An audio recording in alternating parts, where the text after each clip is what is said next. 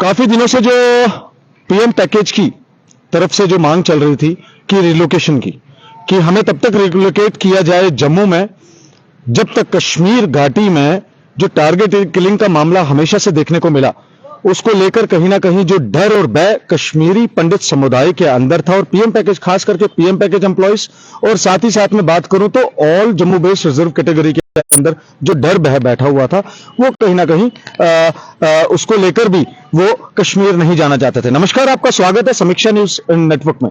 इस समय मेरे साथ अमीक की पूरी टीम यहां पर मौजूद है, जो माइनॉरिटी सेल से बिलोंग करते हैं और कहीं ना कहीं हमेशा से जो पीएम पैकेज एम्प्लॉइज को जो जो दिक्कत आई है, उनकी आवाज को बुलंद करते हुए नजर आए हैं। मगर कहीं ना कहीं जो आज की बात करूं तो आज काफी दिनों से इन्होंने एक डिमांड रखी थी उपराज्यपाल मनोज सिन्हा जी से, जम्मू कश्मीर के, कि हम उनसे मिलना चाहते हैं, क्योंकि सेफ्टी और सिक्योरिटी का मामला जो है बहुत ज्यादा ऊपर आ चुका था। क्योंकि ये ऐसी जगह पर नौकरियां कर रहे हैं, अलग अलग बात करूं तो अलग अलग जिलों की, वहां पर अलग अलग डिपार्टमेंट्स में नौकरियां कर रहे हैं, वहां पर कहीं ना कहीं खतरा जो है वो मंडरा रहा था। अब जाकर क्या कुछ आश्वासन इनको मिला है, उपराज्यपाल मनोज सिन्हा से आज इन्होंने मुलाकात की है और एक खास जो एक्सक्लूसिव बातचीत हम समीक्षा न्यूज नेटवर्क के माध्यम से करा रहे हैं। पहले तो मेरे साथ जो अमीक के प्रेसिडेंट हैं यहाँ पर, संजय कौल जी। संजय जी, आपका बहुत बहुत स्वागत है। और आज आपकी मुलाकात हुई आपकी डेलीगेशन की अमीक के, तो क्या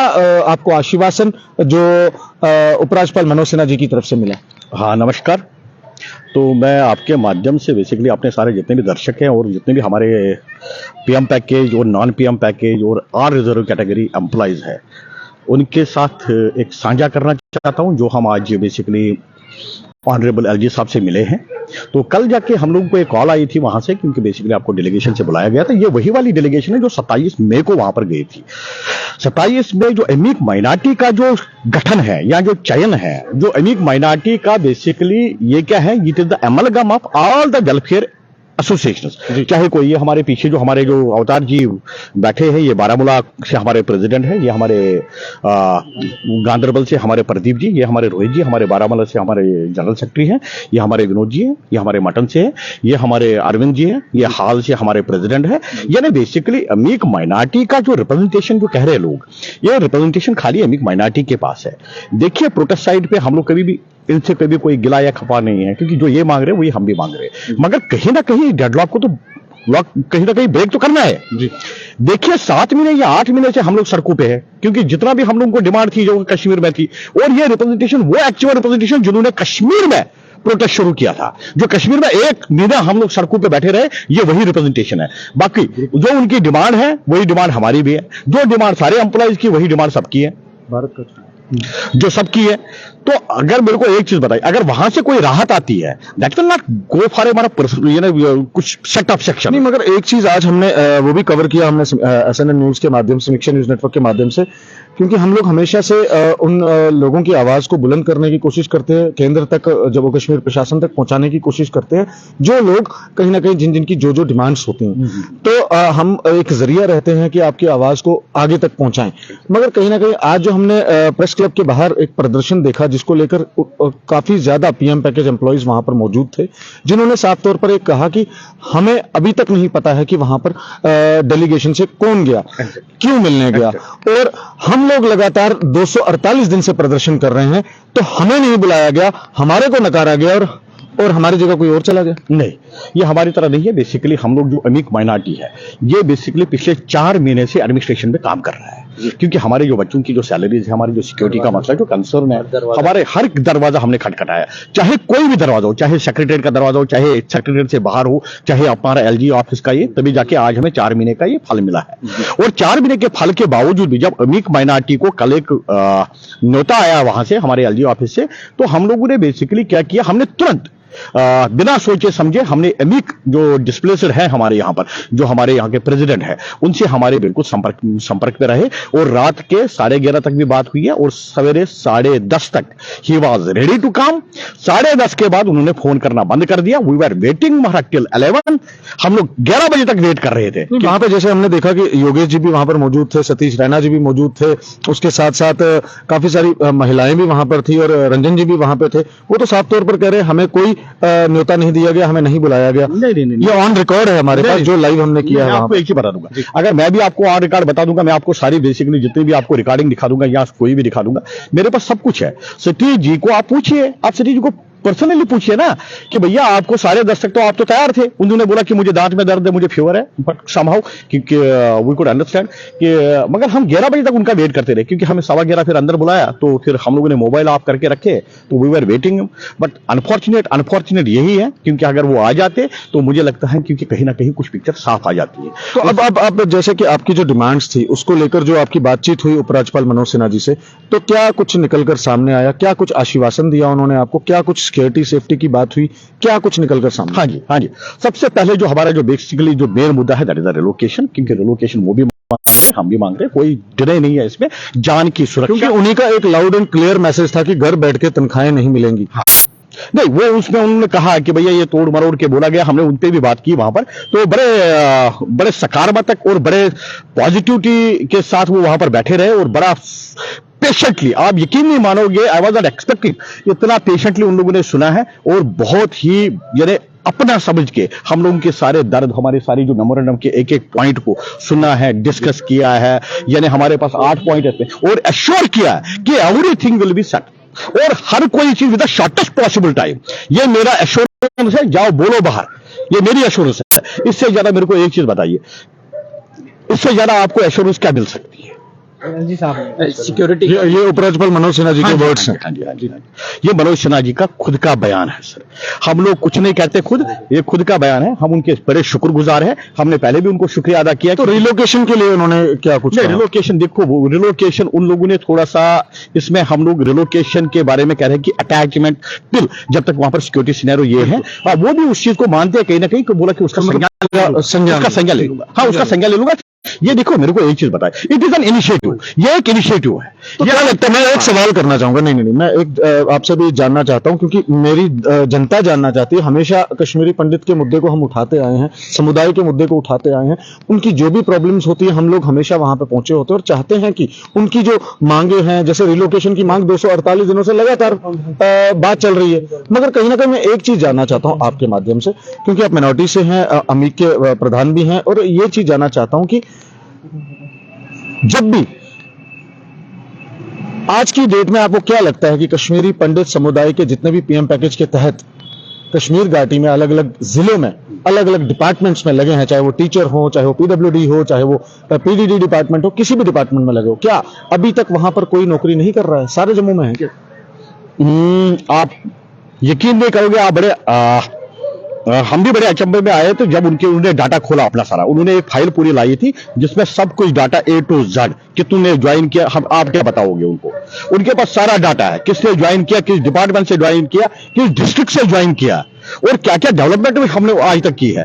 अब आप उसमें क्या बता सकते हो? आप किसी चीज को नकार ही नहीं सकते हो जब उनके पास सारा डाटा है। तो अगर वहां पे कोई ज्वाइन कर रहा है, वहां पे नौकरी अभी भी कर रहा है, सेवाएं दे रहा है अपने डिपार्टमेंट में जाके, तनख्वाहों की बात तो मैं अलग रखूंगा, तनख्वाहें भी उन्होंने जो उपराज्यपाल मनोज सिन्हा जी ने साफ तौर पर कह दिया कि अब तनख्वाहें तो देंगे, क्यों नहीं देंगे, मगर जब तक काम नहीं करोगे।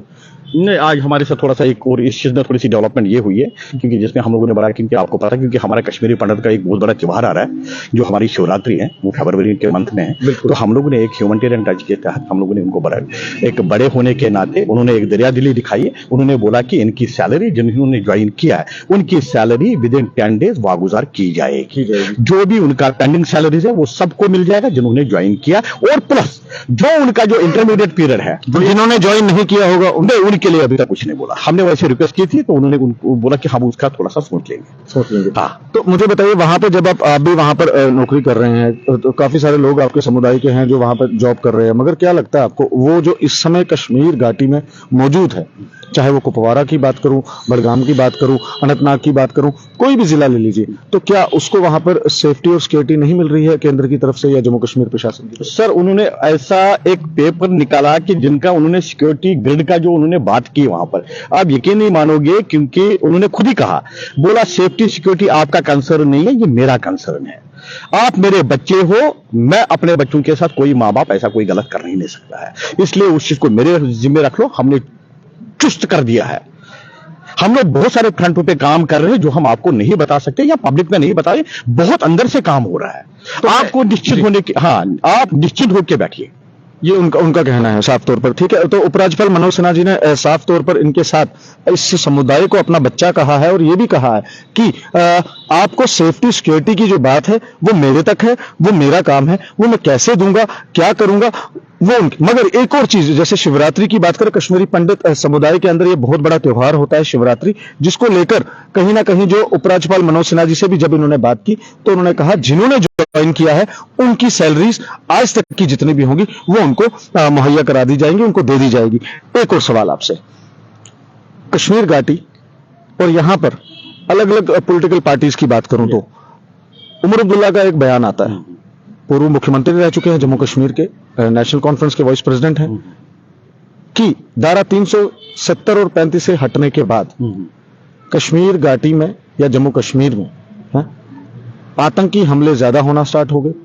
क्या लगता है, ऐसा हुआ है कि धारा 370 और 35 से टूटने के बाद ऐसा हुआ? देखिए, मैं आपको एक चीज बता दूंगा, मैं आपके माध्यम से एक थोड़ा सा क्लियर मैसेज देना चाहता हूं। क्लियर मैसेज उन पॉलिटिकल पार्टियों को भी, क्लियर मैसेज जो टीआरएफ भी है, और क्लियर मैसेज वहां के अपने जितने भी हमारे जो कश्मीरी जो मजाटी कम्युनिटी के जो सिविल सोसाइटी है वहां के, जो बाशूर वहां के लोग हैं, उनसे क्लियर स्टैंड करना चाहता हूं। कश्मीरी पंडित कभी तक, आज तक कभी किसी भी चीज में इंडल्ज नहीं है, ना तो ये किसी पॉलिटिक्स में इंडल्ज है, ना तो ये किसी चीज में इंडल्ज है, ना ये किसी का एजेंडा है। जैसे हम लोगों को कहा जाता है कि they are stooges, they are collaborator, भैया हम लोग सिंपली एम्प्लॉय है, अपने घर वालों का बेसिकली पेट पालने के लिए गए हैं वहां पर। We are not associated with any. देखिए, ये पॉलिटिकल मसला है, आप यकीन मानोगे मैं एक एम्प्लॉय हूं, ये मेरे बेसिकली सिर के ऊपर से जा रहा है बात, क्योंकि हम लोग इसमें बेसिकली इतना ना एनालिसिस नहीं कर पा रहे हैं। बट हमारे लिए कहीं ना कहीं तो टारगेट किलिंग जो हो रही थी, वो कश्मीरी पंडित समुदाय हो, हिंदू कम्युनिटी के लोग हों, चाहे वो राजस्थान का रहने वाला हो, नॉन लोकल हो, लेबरर हो, आखिरकार उन्हीं को टारगेट क्यों किया जाए? नहीं, टारगेट किलिंग बेसिकली ये गलत कहना होगा कि टारगेट किलिंग आज से, टारगेट किलिंग हम 90 से देख रहे हैं जी।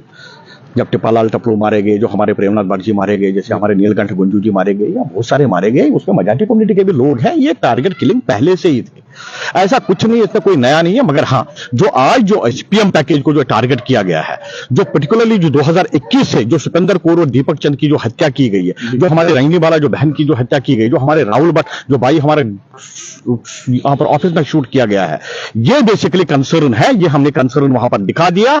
आप यकीन नहीं मानोगे, हम लोगों ने बहुत बढ़िया तरीके से हमने प्लीड किया वहां पर। हाँ, बहुत कुछ चीजें हैं, जैसे हमारे मेमोरेंडम में है, हम लोगों ने सारा एक एक पॉइंट करके, यानी 45 मिनट्स का हमारा मीटिंग रहा, यानी एक एक पॉइंट हम लोगों ने डिस्कस किया। और सबसे बड़ी बात, मैं अपने लोगों को, अपने एम्प्लॉयज को यह कहना चाहता हूं, आप आश्वस्त रहिए, आप आश्वस्त रहिए। कुछ लोग हैं जो बेसिकली चाहते हैं कि ये लोग ऐसे ना करे, वो ना करे, ये ना करे, मगर हम जब बात करेंगे तो हम बेसिकली अपने एम्प्लॉयज की भलाई के लिए करेंगे। और जब भी कोई डिसीजन आएगा, दैट इज फॉर यानी पूरे पीएम पैकेज, पूरे वेलफेयर। क्यों लगता है आपको कि ये दो गुट, जैसे आज हमने जो देखा, एक मीडिया के माध्यम से ना एक बहुत बड़ा ऐसा मैसेज चला गया, नेगेटिव मैसेज चला गया कि एक जो टीम है वो एलजी मनोज सिन्हा से मिलने आती है और दूसरे वहां पर प्रदर्शन कर रहे होते हैं। तो इसमें कहीं ना कहीं जो फायदा उठाते हैं वो आप भी समझते हैं कौन फायदा है ना, क्योंकि एक समुदाय के लोग एक ही मांग को लेकर हैं और दो गुट बने हुए। आखिरकार क्या है बीच की रंजिश, क्या है बीच की नाराजगी, क्या? हाँ, देखिए विनय जी, आप यकीन नहीं मानोगे, मुझे दुख भी हो रहा है और मुझे हंसी भी आती है।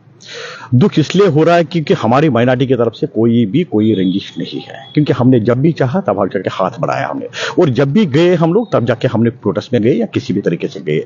अब उन लोगों में क्या है वो भगवान जानता है, वो या वो लोग जानते हैं, मगर हमारी तरफ से कोई रंजिश नहीं है, कोई दो गुट नहीं है, कोई कुछ नहीं। अगर आपने मेरा पहले भी इंटरव्यूज देखे होंगे, हमने कहा कि वी आर वन, हम लोग सारे प्रोटेस्ट पे हैं। मेरे को एक चीज बताइए, अगर डिस्प्लेसड वालों को कोई परेशानी है तो उनको तो फिर अगर हम लोगों को कोई परेशानी होती तो हम डिस्प्लेसड के प्रेसिडेंट को क्यों बुलाते अपने साथ? अब वो नहीं आते हैं तो वो तो वही जानते हैं ना बेहतर, वो जानते हैं। मुझे लगता है क्योंकि आपको उनको सवाल पूछना चाहिए, क्योंकि अगर आपको उनके कॉल हिस्ट्री चाहिए मैं आपको बता दूंगा। हाँ, उनको बता दिए कि अगर 10:30 तक आप तैयार थे, अगर आप 10:30 तक तैयार थे, 10:30 के बाद क्या हुआ। जी। तो एक और चीज पूछना चाहूंगा, अब जैसे आपकी मीटिंग आज 45 मिनट की यानी कि पौने घंटे की मीटिंग आपके पास आपके साथ हुई, आपके डेलीगेशन के साथ हुई उपराज्यपाल मनोज सिन्हा की, तो क्या लगता है आपको अब जो ये 248 दिन से लगातार प्रदर्शन था, आप सेटिस्फाई? सबसे पहले तो मैं ये जानना चाहूंगा कि पीएम पैकेज एम्प्लॉय सेटिस्फाई है मीटिंग के बाद? नहीं, देखिए मेरे को एक चीज बताओ, देखिए ये एक this is an initiative by government ji, जिसके लिए हम बार बार गुहार लगा रहे, एलजी साहब हमें मिलिए, एलजी साहब हमें मिलिए, हमें मौका दे दीजिए। अब तो मिल गए ना आपको? वही तो मैं कह रहा हूं, आज तो हमारे द्वार जो है वो खुल गए। अब सरकार की मर्जी है वो किसको बुलाएगा। मैं तो कह रहा हूं कि सरकार को हर किसी को बुलाना चाहिए, हर किसी स्टेक होल्डर को बुलाना चाहिए। मैं ओपन फोरम में कह रहा हूं, आपके माध्यम से कह रहा हूं, सबको बुलाना चाहिए और सबकी बातें सुननी चाहिए। मगर हम लोग बड़े ऑप्टिमिस्टिक और पॉजिटिव फ्रेम ऑफ माइंड के लोग हैं, हम बड़े सकारात्मक सोचते, और जो सोच हमने आज ऑनरेबल एलजी के यहां पर देखी है, मुझे लगता है क्योंकि उसका कोई मुकाबला है ही नहीं। तो ये फिर 248 दिन पे अब पूर्ण विराम लगेगा या नहीं लगेगा? नहीं, वो तो वही जानते हैं बेसिकली। देखिए ना, मेरे को एक चीज बताइए, अगर एलजी साहब की डिमांड थी कि एलजी साहब आप अपने द्वार खुलाइए, आप अपने मिलिए, अगर आज एलजी साहब ने किया तो मुझे लगता है कोई विराम लगना चाहिए। बहुत बहुत शुक्रिया बात करने के लिए। यहाँ पर सारे अमीक के मिनोरिटी के हमारे साथ यहाँ पर जुड़े हुए थे, जो आज डेलीगेशन उपराज्यपाल मनोज सिन्हा जी से मिलकर आया है। 45 मिनट की पूरी मीटिंग हुई है और मीटिंग के बाद कहीं ना कहीं जो एक आश्वासन है वो इनको मिला है और ये भी सेटिस्फाई है। और हम चाहते हैं जो ये बीच के दो पासे बने हुए हैं, इन दो पासों को एक हो जाना चाहिए और कहीं ना कहीं जो डिमांड है वो भी जेन्युइन डिमांड कर रहे हैं और ये भी उसी डिमांड को लेकर आगे बढ़े थे। और हम यही चाहते हैं कि जो ये टारगेट किलिंग का मामला है, जो डर एक भय है, वो कहीं ना कहीं हमारे दुश्मनों को एक ऊंचाई का रास्ता दिखाता है। तो यही एक फायदा उनके लिए होता है जब हम दो गुट में हो जाते हैं। और कहीं ना कहीं मैं यही उम्मीद रखूंगा कि पीएम पैकेज एम्प्लॉयज जितने भी हैं वो एक ही छतरी के नीचे आके अपनी डिमांड्स को फुलफिल करें और कहीं ना कहीं उम्मीद रखेंगे जो रिलोकेशन की मांग है इसके ऊपर अब पूर्ण विराम लगने की भी उम्मीद रखते हैं। ये सीधी बातचीत चल रही थी अमीक के पूरे डेलीगेशन के साथ हमारे साथ, जो आज उपराज्यपाल मनोज सिन्हा जी से 45 मिनट की मीटिंग करके आए हैं, जिसमें उनको जो भी आश्वासन मिला है वो आपके समक्ष रखा समीक्षा न्यूज नेटवर्क के माध्यम से। आप अपने जी तो आपके साथ हमारे साथ इन्होंने सबसे पहला ये एक्सक्लूसिव इंटरव्यू दिया है उपराज्यपाल मनोज सिन्हा जी से मिलने के बाद। तो अपने सुझाव कमेंट बॉक्स में रखना ना भूलिएगा और इस वीडियो को ज्यादा शेयर करिएगा। तो ऐसे ही जुड़े रहिए अगली अपडेट्स के लिए समीक्षा न्यूज नेटवर्क के साथ। मेरे कैमरा पर्सन और मुझे विनीत कार्यालय को दीजिए इजाजत। नमस्कार।